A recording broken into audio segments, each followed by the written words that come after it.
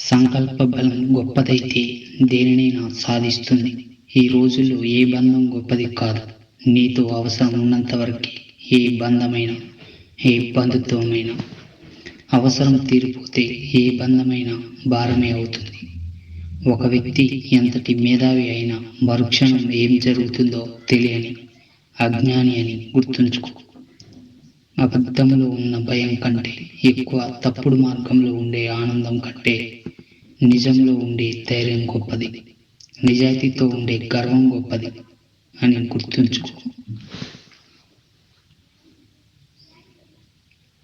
ఆవేశంతో పరిగెత్తడం కన్నా ఆలోచనలతో నడవడం ఎంతో మిన్న.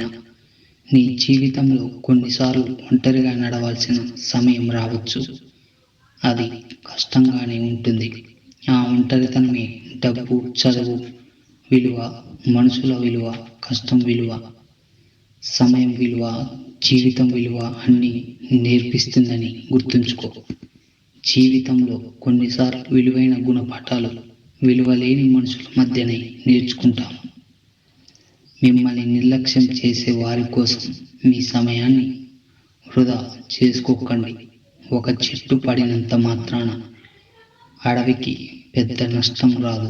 నీకు ఒక ఓటమి ఎదురైనంత మాత్రాన నిజమైన సంకల్ప బలం దేనినైనా విజయం సాధించవచ్చు అని గుర్తుంచుకో.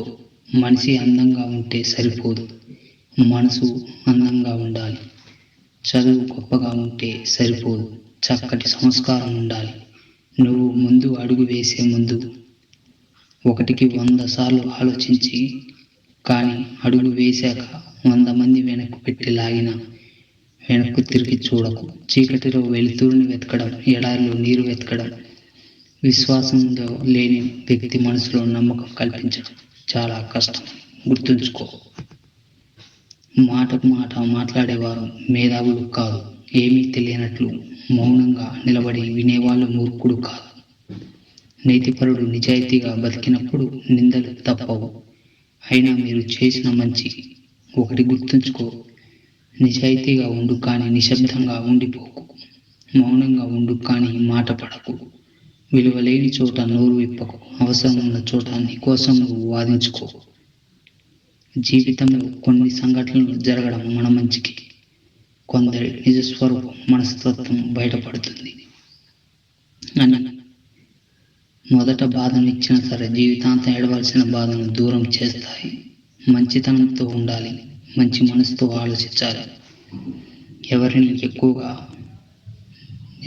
తక్కువగా మాట్లాడకూడదు, ఎవరిని బాధించకూడదు. మన సమస్యలకు సమాధానం మన దగ్గరే ఉంటుంది. ఎదుటి వారి దగ్గర ఉండేది కేవలం సలహా మాత్రమే అని గుర్తుంచుకో.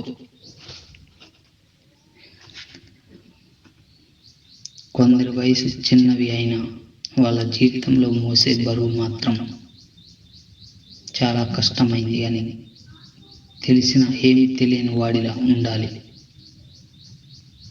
కొండంత తెలిసిన అరవంత తెలిసిన వాడిలా ఉండాలి. ప్రతి ఒక్కరూ గొప్పవాళ్ళే. జీవితం పరమావధి లాంటిది. ఒక చోట ఆగిపోతే నీరు మురికి అవుతుంది. మనిషి కూడా అంతే. మనిషి మరణిస్తే ఆ మనిషికి తప్ప అందరికీ తెలుస్తుంది. ఇష్టం ఎక్కువగా ఉన్న వారి మీద కోపం కూడా ఎక్కువగానే ఉంటుంది. ఎందుకంటే కోపం కూడా ఒక రకమైన ప్రేమే. మంచి జీవితానికి మూల సూత్రాలు చదువు, సంస్కారం. చదువు ఎప్పుడు తలదించనివ్వదు. ఆరోగ్య సమస్యలను తెలివైన స్త్రీ ఒప్పుకోదు. ఏ మగాడి దగ్గర తేడా వస్తే మాత్రం తాట తీస్తారు. రహస్యాన్ని గోప్యంగా ఉంచుతారు. ఎందుకంటే అపనమ్మకం కలిగే అవకాశం ఉంటుంది. బంధం దెబ్బతింటుంది. ఎప్పుడైతే నమ్మకం ఏర్పడుతుందో అప్పుడు మగాడికి తన రహస్యాలన్నీ చెబుతుంది.